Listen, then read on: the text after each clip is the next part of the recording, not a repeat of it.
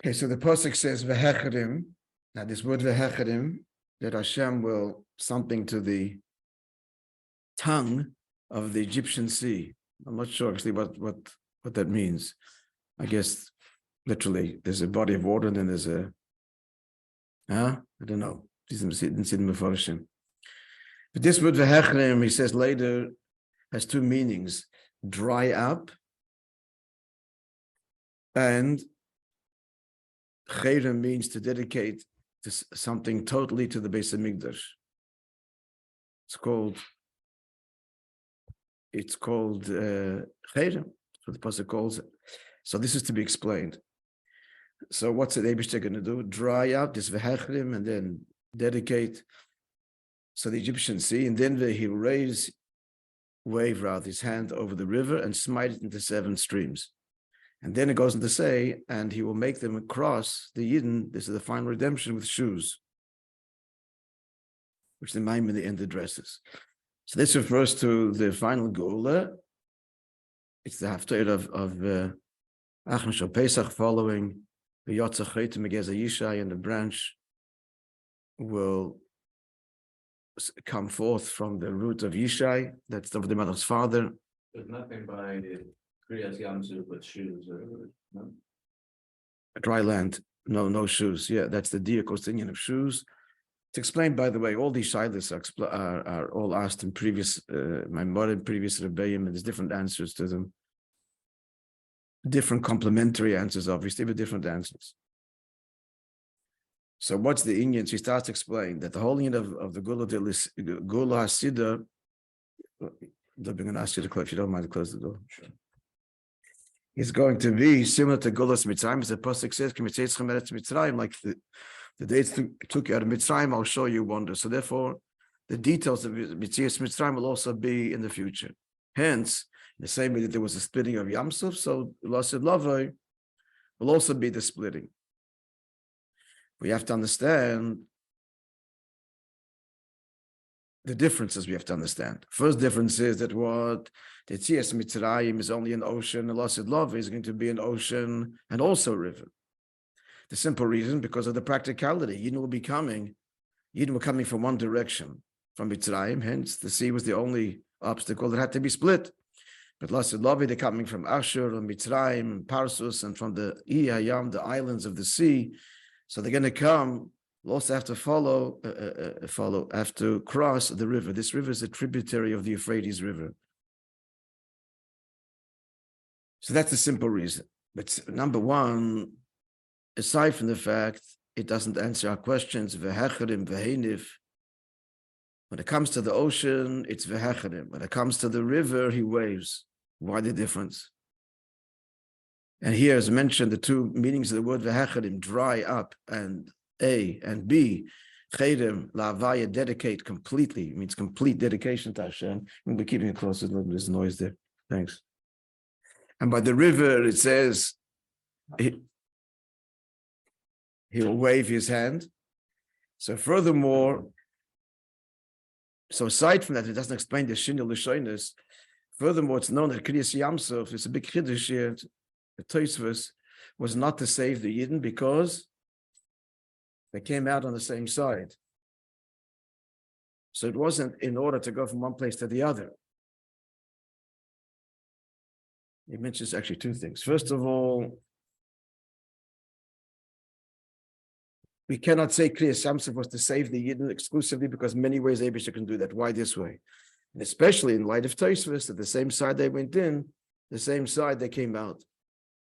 So it wasn't to save, but conclusion, the purpose of Kriyas Yamsuf was a ruchnis dekachon.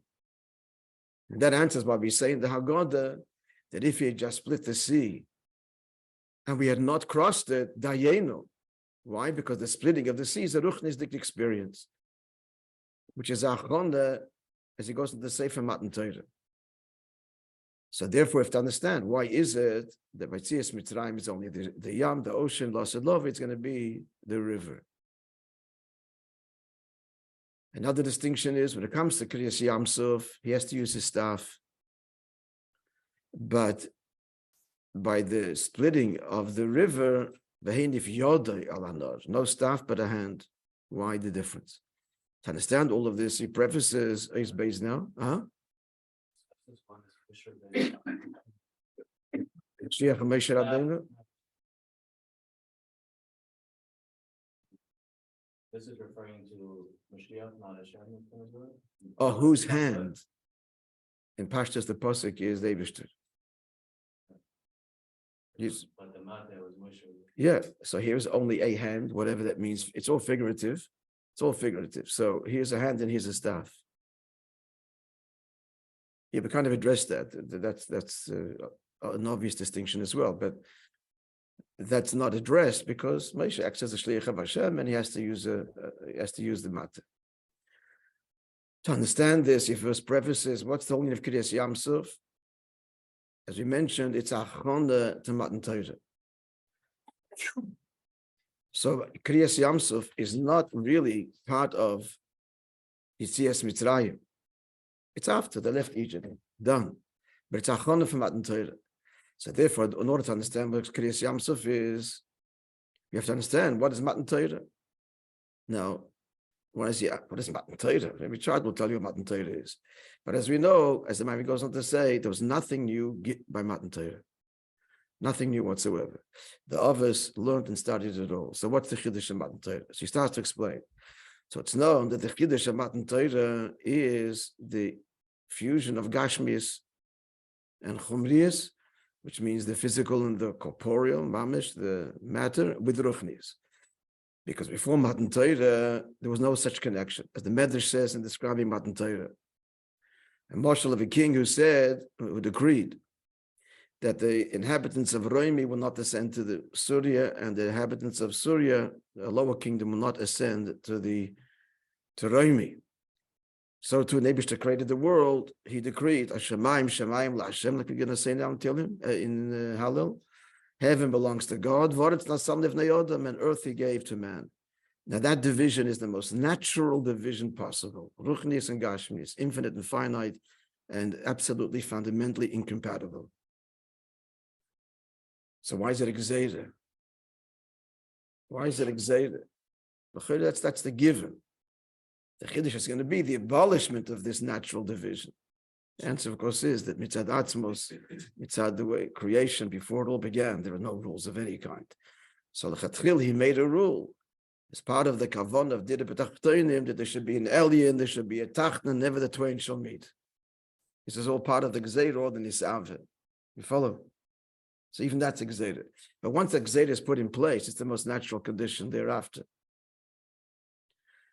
However, when he wanted to give the Torah, so they just mevatel the Gzeira and said, the lower should ascend and the upper should descend. And I will begin the process, as the pasuk says, and Hashem descended. And the next pasuk reads, and he tells Moishe, you ascend.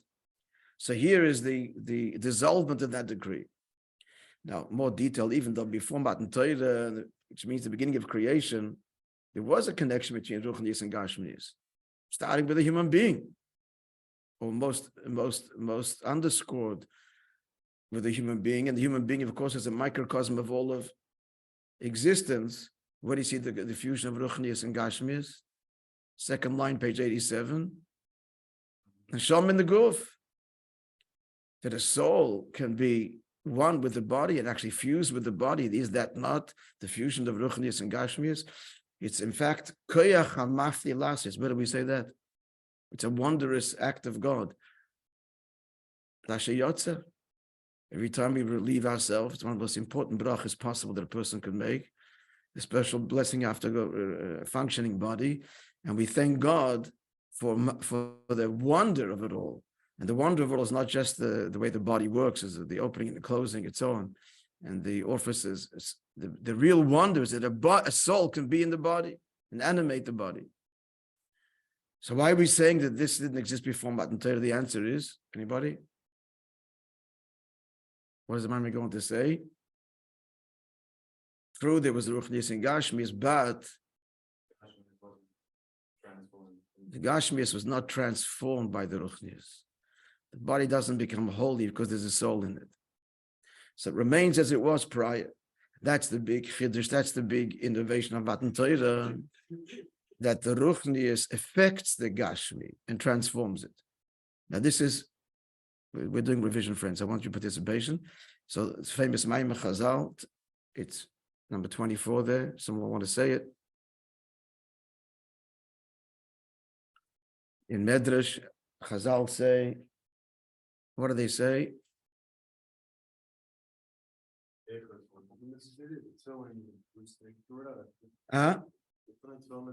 What's the Chazal? That's the beer. We're elaborating. What's the Lashon Chazal? The language, the imagery. Yeah, the imagery that all of the mitzvahs that the Avos did. What's the analogy? What's the metaphor? Their mitzvah, reichos, which means what? Aroma, scent. But our mitzvahs are akin to what? Oil. Where does this come from? What Chazal said is based on what? It's the pasuk in Tilim. I mean, in Shir Hashirim. The whole Shir Hashirim is all a model for our relationship with God. So she says, first she describes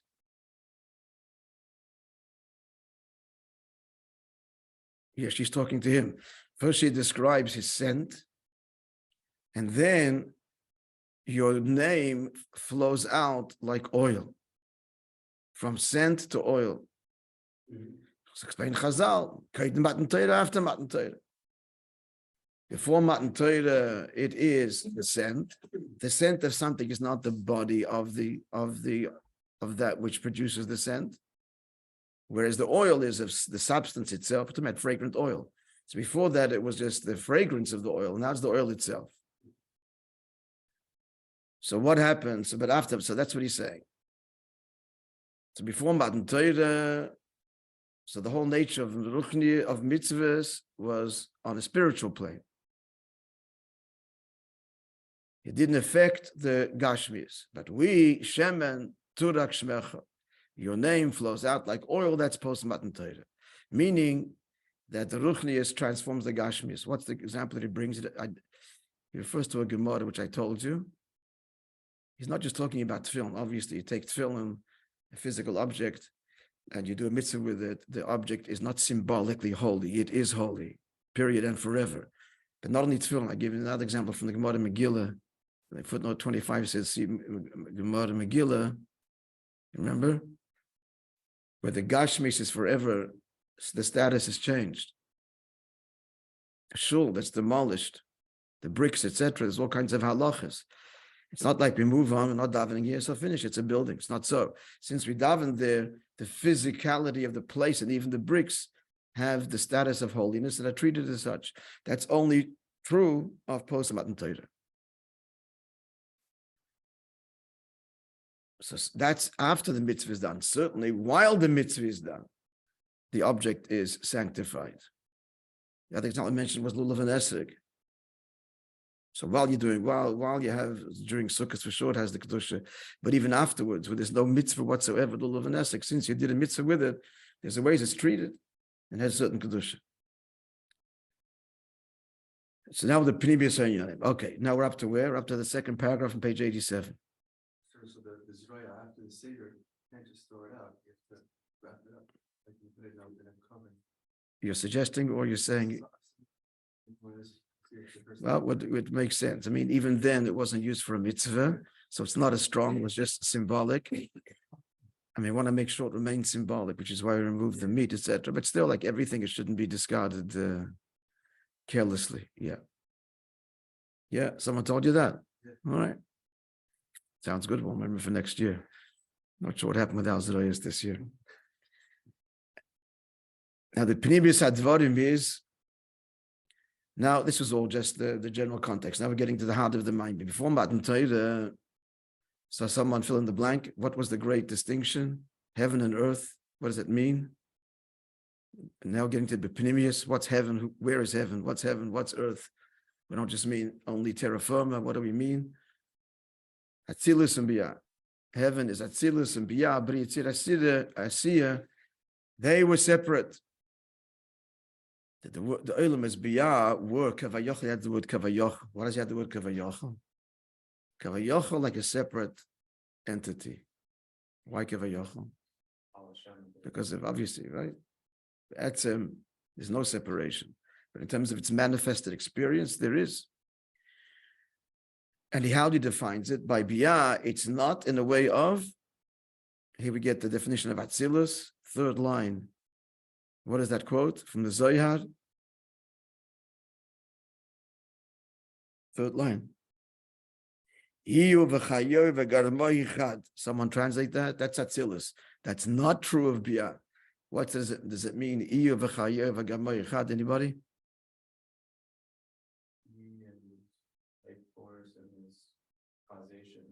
Right.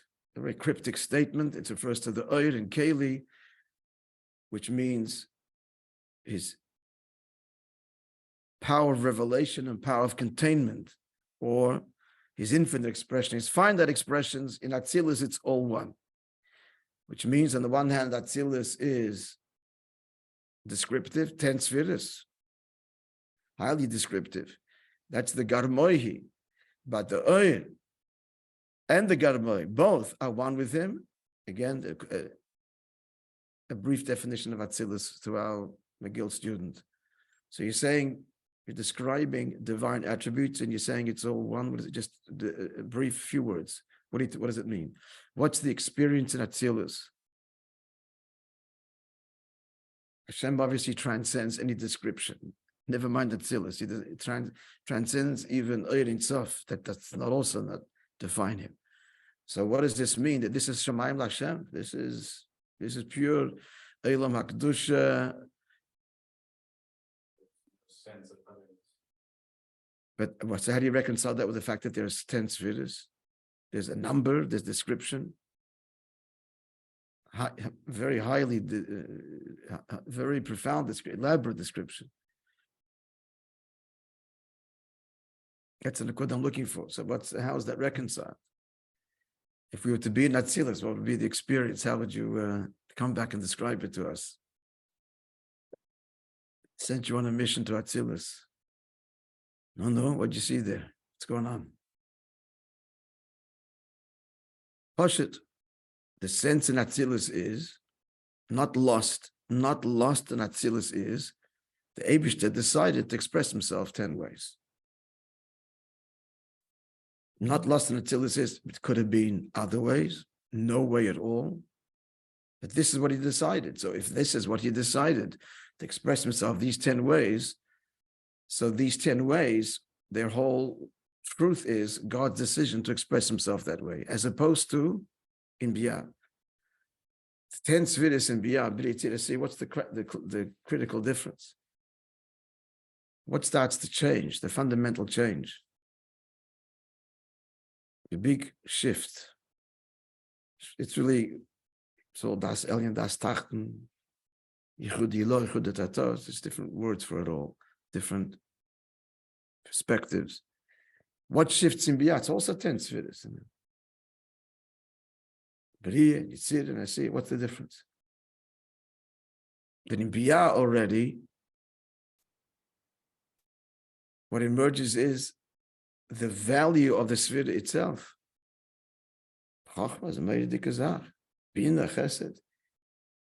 These are the qualities themselves. Increasingly, as we descend down Ishtalshalus, assume greater independent, quote unquote, value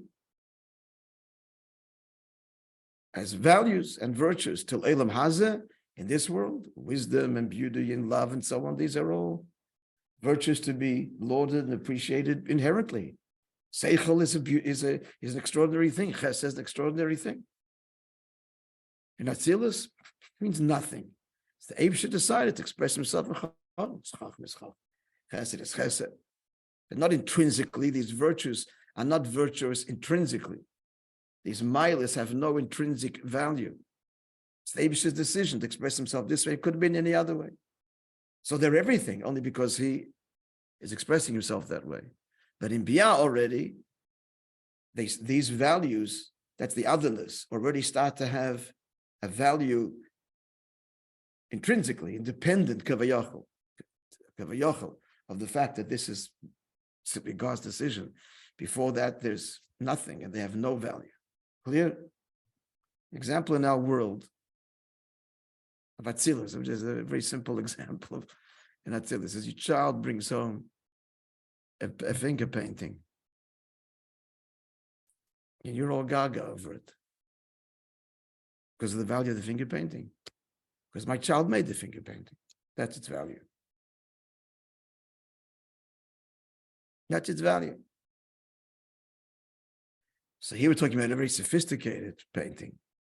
It's easy to get lost in the value of the art, of the world, the complexity of it. In Atzilus, that's not lost. In Atzilus, the complexity, and so all of it, and the incredible attributes, all das Elyon, it's all Yechudi Ilah, it's only value, nothing other, because the Eibusher chose. On the other hand, since she chose, it's him. There's the other side of the coin. Since he chose to express himself in Chachma, so and being there and in Das, so in Atzilus, this is Kedusha, this is the Eibusher, this is Tahiri. These attributes are because he chose to express himself that way. It's somewhat of a what? Of a paradox. The attributes there are the most powerful. They not to the way they are in Biyah. But what is their value? Because he chose to reveal himself that way. So they at once become everything. Whereas in Biyah, as they're dim, the attributes get less impressive. Less impressive to the tzimtzum. Because if it's about me, so if you're bigger, you're smaller, you're smaller. Stand out. Huh? Less impressive, but stand out more. Less powerful, less powerful. And yes, stand out more in the sense that they assume greater independence. But less poshut. The Chachma, Chesed of Biyah is far more revelation, more intense than Yitzirah. The greater hell of Hester. So it's lower and more self. Less. The two go together. The greater the tzimtzum, the more the self.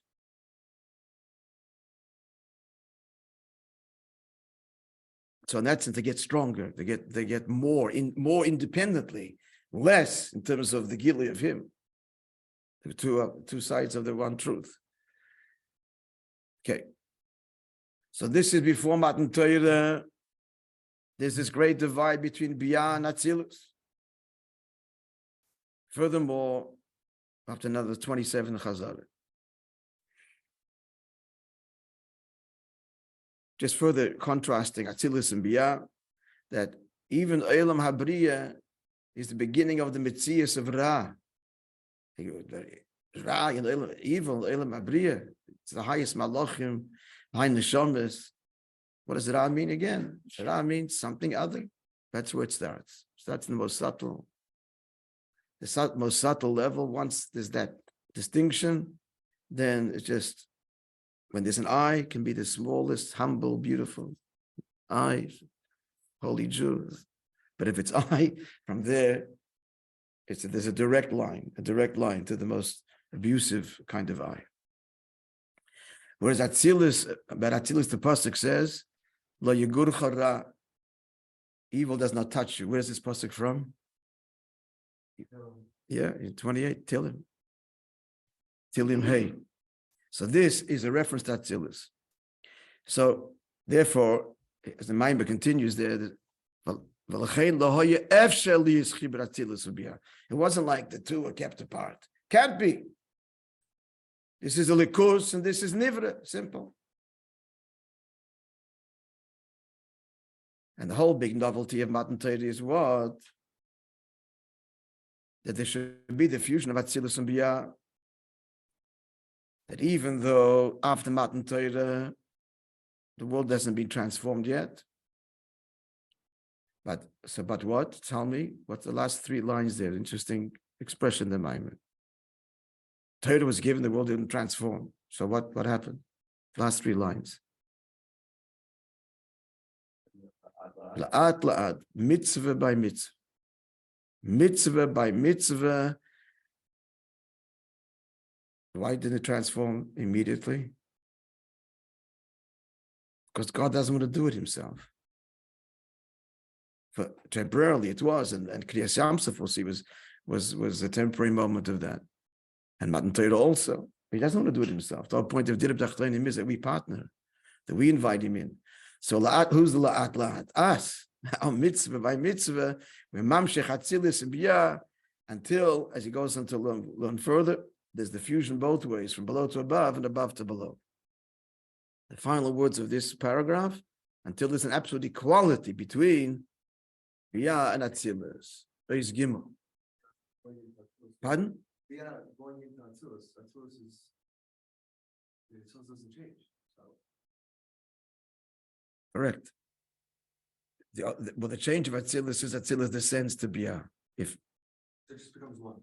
But the Maimon goes and explains the two directions. We'll explore that further. What does it mean, two directions, huh? In Biyah, you can have the same sense of nothing other than Hashem as in Atzilus. Yeah. That's what Matan Torah. Yeah. Yeah. To put it in simple language. In other words, the question is, if you have the same sense of Atzilus, so then you are Atzilus. In Caleb. Then you are Atzilus. So why is there a difference? It's all a question of perception. Perhaps it seems the answer is that the Chiddush will be Atzilus that is Kulei Ruchnius and says, this is how God chose to reveal himself. Okay, that's wonderful. Bigger Chiddush is, you chose to express yourself even here.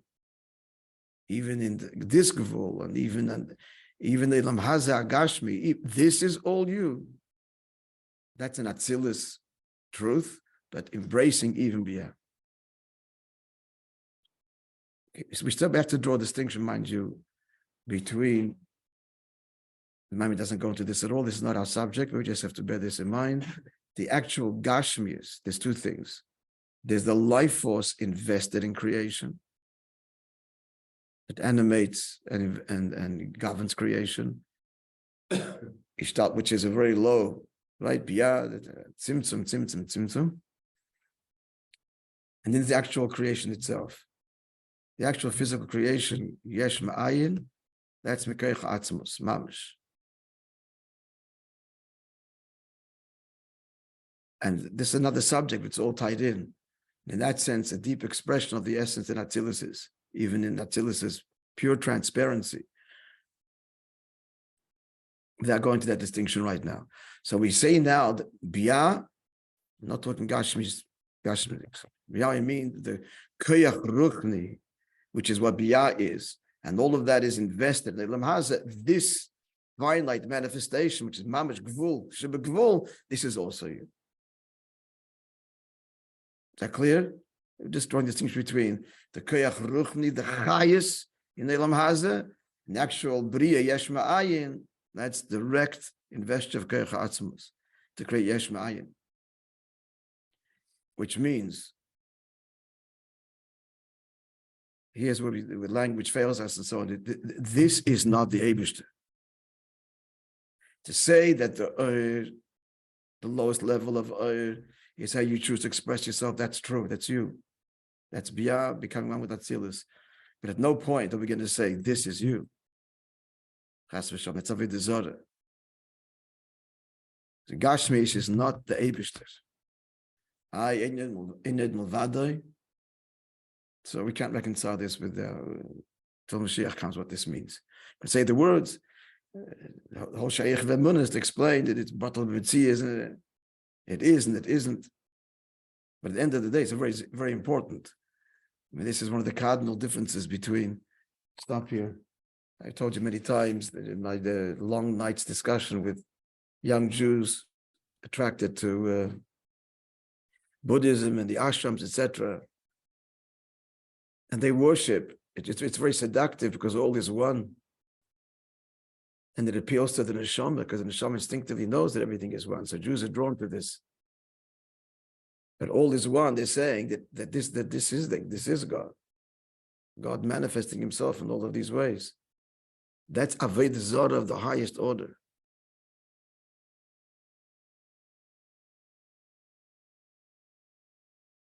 Torah says all is nothing. They say all is everything, him. And Torah says all is nothing. It's bottled b'metzias completely. The only thing that is everything is the neshama. Neshama is a chelik alakam al mamish. The neshama is a likus. Mamish. Whatever that means also needs to be understood. And when it doesn't refer to the neshama in the guf, it means etzem neshama. But the actual Dover Gashmi, the world, is bottled b'mitzias. It is not the Eibishter. It's being created, yesh ma'ayim, from Atmos. It has no reality unto itself. It's bottled b'mitzias, and therefore, it isn't, it isn't. It is because Torah says, Beishas Bara Likim. It isn't because it's Einid Mulvada. So how could it be both? There's just a kasha. We don't have the answer to that. We can't reconcile that now. But there's a cardinal difference. It's Avodah Zarah or Achdos Hashem.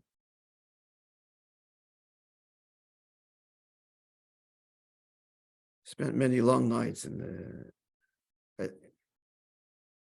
these discussions. Saved a few of them.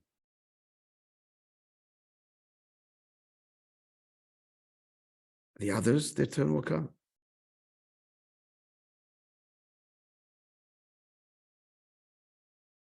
Okay, so we'll continue Chazorah tomorrow, and we'll finish the Maimon Mitzvah Hashem before. We only have 2 paragraphs, 2 issues to go before Achron Shapes, before Shvi Pesach. Okay, friends.